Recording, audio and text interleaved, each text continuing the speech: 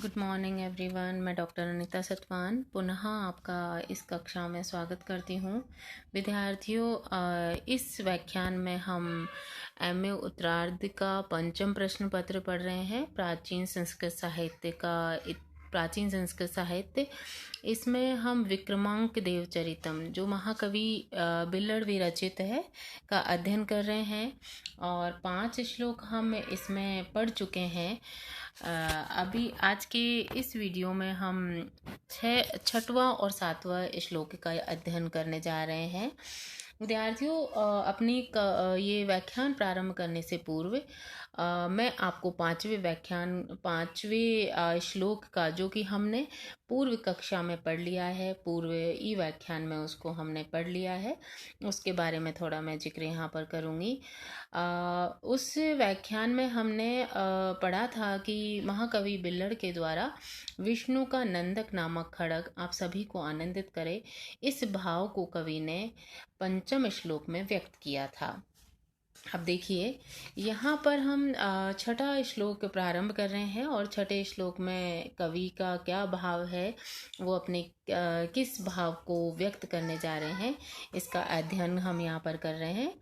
तो इसमें पार्वती से अपने रति भाव को छिपाते हुए शिवजी ने संध्या को प्रणाम किया और जो प्रणाम किया वह सर्वोत्कृष्ट है। इस भाव को कवि ने बड़ी निपुणता के साथ में इस पद में अंकित किया है। तो हम छठा श्लोक पढ़ना प्रारंभ करते हैं। पहला जो शब्द है उसमें थोड़ी सी अशुद्धि है, उसको मैं आपको बोलने में शुद्ध करके ही पढ़ूंगी। पार्श्वस्थ पृथ्वीधर राजकन्याः प्रकोपः विस्फूर्जितः कातरस्यः नमो अस्तु ते मातर इति प्रमाणः शिवस्य संध्या विषया जयंती। ये हमारा जो श्लोक है, इसका एक बार हम अन्वय देखते हैं। देखिए, अन्वय में बताया गया है, पार्श्वस्थ पृथ्वीधराज कन्या प्रकोपः विस्फूर्जितः कातरस्य शिवस्य हेमात् ते नमःस्तु इति ही संध्या विषयाः प्रमाणाः जयन्ति ही। तो इसका एक बार हम शब्दों के साथ में थोड़ा अर्थ देखते हैं, उसके बाद हम इसका प्रॉपर अर्थ पढ़ेंगे। तो इसमें है, पार्श्वस्थः पृथ्वीधर राजकन्या प्रकोपः विस्फूर्जित कातरस्यः। पार्श्व का मतलब यहाँ पे पास में स्थित पर्वतराज हिमालय की पुत्री के क्रोध के आविर्भाव से भयभीत पृथ्वीधर राजकन्या का मतलब है पार्वती। विस्फूर्जित का मतलब है स्फुरण, आविर्भाव, स्फुरण होने वाला आविर्भाव। कातर यानी भयभीत, डरा हुआ। यह शिवस्य का विशेषण है। तो वापस इसको देखिए कि पास में स्थित पर्वतराज हिमालय की पुत्री के क्रोध के आविर्भाव से भयभीत। नमो अस्तु ते माता, हे माता तुझे नमस्कार है। संध्या विषया, संध्या यानी दिन और रात्रि की जो बेला होती है, उस होती है विषय, जिसका अर्थात संध्या को लक्ष्य करके किया गया, यह प्रणामाः का विशेषण है। प्रणाम किसको कर रहे हैं यहाँ पर? शिव जी संध्या को। और क्या कहकर प्रणाम कर रहे हैं? मात कहकर। तो हे मात, आपको प्रणाम है। तो यहाँ संध्या विषया यानी संध्या को लक्ष्य करके प्रणाम किया गया है। जयंती ही, जयंती का तात्पर्य सर्वोत्कृष्ट है या उच्च है, यानी जिसका जयकार किया जाता है, अन्य लोगों की अपेक्षा व्यक्ति के लिए उत्कृष्ट होता है, इसलिए संस्कृत में जय का अर्थ सर्वोत्कृष्ट होता है। शिव के द्वारा संध्या को किए गए प्रणाम इसलिए सर्वोत्कृष्ट है क्योंकि वे ये सूचना देते हैं कि शंकर जैसा महान देवता भी अपनी पत्नी के क्रोध को दूर करने के लिए क्रोध को दूर करने के लिए प्रस्तुत रहता है, अर्थात उनके लिए उनकी पत्नी की महत्ता यहाँ पर प्रस्तुत करी गई है।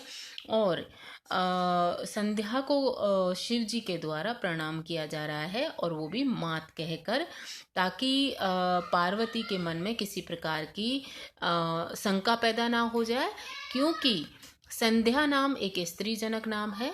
तो किसी स्त्री की स्तुति करने से पार्वती के मन में कोई ईर्ष्या भाव उत्पन्न ना हो। शिवजी ये अपना भाव प्रस्तुत करते हैं कि वो मेरी मात के समान है। तो हम जब इस श्लोक का अर्थ समझेंगे तो एक बार मैं इसको फिर से एक्सप्लेन करूँगी। तो देखिए, इसमें वापस हम चलते हैं श्लोक के अर्थ के ऊपर। तो पार्श्व स्तः पृथ्वीधर राजकन्या प्रकोपः, यानी पास में स्थित पृथ्वीधर राजकन्या यानी पर्वतराजपुत्री के प्रकोपः विस्फूर्जित कातर से, यानी उसके प्रकोप से या क्रोध के आविर्भाव से भयभीत, कातर यानी भयभीत शिवजी के, हे मात तुम्हें नमस्कार, हे मातः ते नमः अस्तु, हे माँ तुम्हें नमस्कार। इस प्रकार इति संध्या विषया प्रमाणः जयंती, इस प्रकार से संध्या के प्रति प्रणाम सर्वोत्कृष्ट है, यानी जो शिव जी के द्वारा प्रणाम करा गया वो सर्वोत्कृष्ट है। वापस पुनः हिंदी अर्थ एक बार आप देखेंगे। पास में स्थित पर्वतराज की पुत्री, यानी पास में स्थित पार्वती के क्रोध के आविर्भाव से भयभीत शिवजी के, हे मात तुम्हें नमस्कार, इस प्रकार के संध्या विषयक जो प्रणाम किए गए वो प्रणाम सर्वोत्कृष्ट है। यहाँ पर संध्या के प्रति जो शिवजी ने प्रणाम करा उस प्रणाम की सर्वोत्कृष्टता की ओर कवि ने संकेत किया है। पुनः एक बार इसका भावार्थ हम देखते हैं। इसमें कहा गया है, संध्या की उपासना में लीन शिवजी के प्रति संदेह के कारण उत्पन्न पार्वती के ईर्ष्या भाव को शिवजी ने संध्या के लिए मात के संबोधन के द्वारा दूर किया। यानी जब पार्वती उनके समीप स्थित थी और वो संध्या की उपासना कर रहे थे, तो पार्वती ने उनको कातर दृष्टि उनके ऊपर जो दृष्टि डाली, उससे शिवजी को एहसास हुआ कि पार्वती उनके ऊपर क्रोध कर रही है। तो उनके क्रोध को दूर करने के लिए या अपनी सही भावना व्यक्त करने के लिए शिवजी ने संध्या को मात कहकर प्रणाम किया। इसका वापस पुनः आप एक बार देख सकते हैं कि भगवान शंकर संध्या की उपासना कर रहे थे। उनके पास में उनकी पत्नी पार्वती भी विद्यमान थी। शंकर जी के मुख से संध्या शब्द स्त्रीलिंग है। शब्द का बार बार उच्चारण सुनकर और उनकी ध्यानमयता को देखकर पार्वती को ये भ्रम हो गया कि शंकर जी किसी अन्य नायिका पर आसक्त हो गए हैं।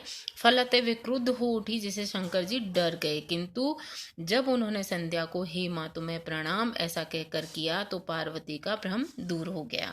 इसमें भ्रांतिमान अलंकार है। भाव शांति नामक भाव और संभोग श्रृंगार की स्थिति दृष्टव्य है। इस श्लोक के पश्चात हम 7वां श्लोक पढ़ना प्रारंभ करेंगे।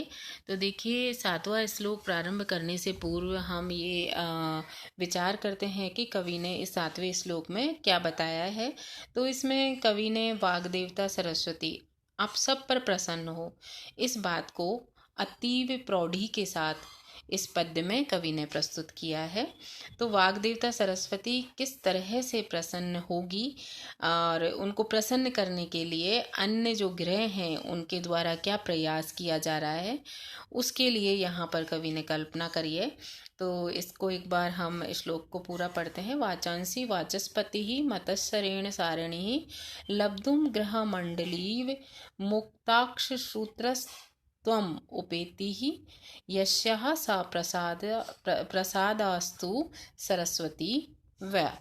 तो यहाँ पुनः इसका हम अन्वय इसमें भी थोड़ी एक शुद्धि है, अन्वय अंधे लिखा आ गया है। तो अन्वय है, ये अन्वय में है ग्रहण मंडली वाचस्पति स्मतश्रेण वाचांस साराणि वाचांसि लुब्धुम् एव अस्याः मुक्ताक्षसूत्रस्त्वम् उपैति सा सरस्वती वै प्रसादा अस्तु।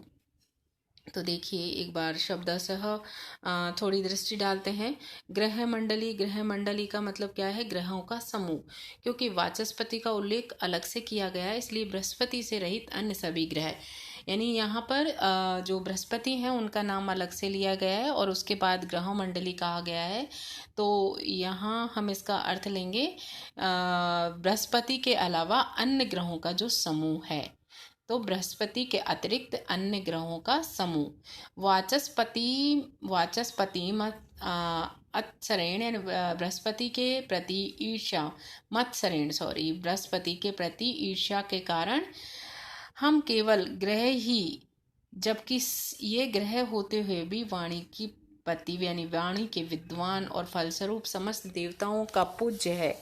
बृहस्पति को क्या माना गया है कि वाणी, बृहस्पति को गुरु के रूप में माना गया है। तो जो देवताओं का पूज्य है, ये बृहस्पति के प्रति इनकी ईर्ष्या का कारण है।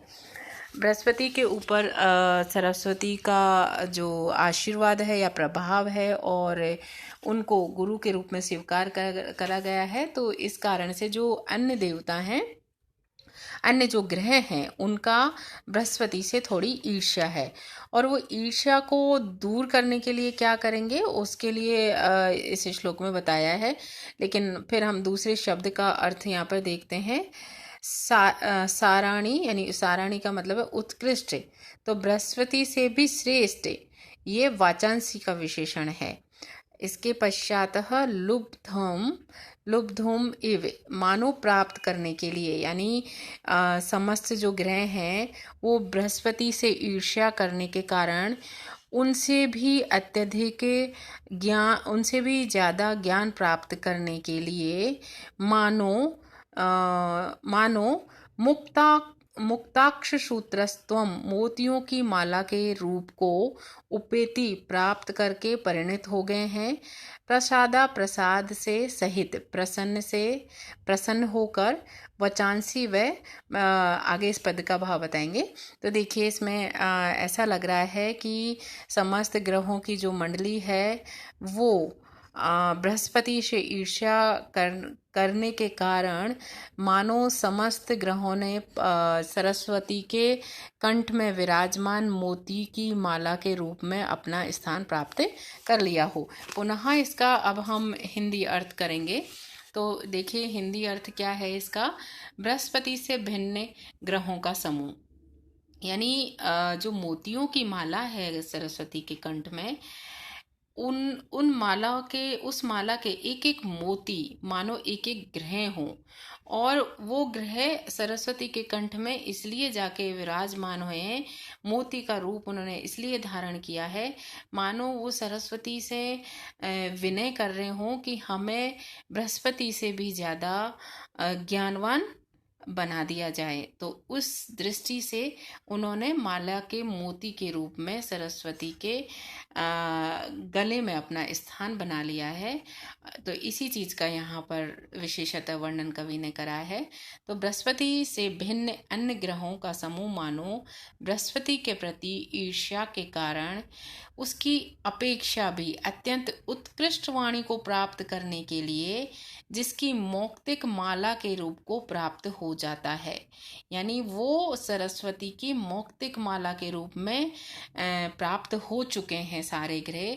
तो ऐसी वह सरस्वती जिसके मौक्तिक माला में सारे ग्रह विराजमान हो गए हैं, वह सरस्वती आप सभी लोगों पर प्रसन्न हो, आपके ऊपर सरस्वती की कृपा रहे। तो वापस इसका भावार्थ एक बार हम देखेंगे। समस्त ग्रह जैसे सरस्वती के अक्षय सूत्र की मोतियों के रूप में परिणित होकर उसकी सेवा कर रहे हैं, और सेवा भाव क्यों उनके मन में है, क्योंकि वो वाणी की कृपा अपने ऊपर चाहते हैं। विशेष इसमें देखेंगे यहाँ पर उत्प्रेक्षा अलंकार है और सरस्वती के प्रति भक्ति भाव की अभिव्यक्ति है। तो या आज की वीडियो में हम इतना ही पढ़ेंगे और 8वां 9वां श्लोक हम अगली नेक्स्ट वीडियो में पढ़ेंगे। आज के लिए धन्यवाद।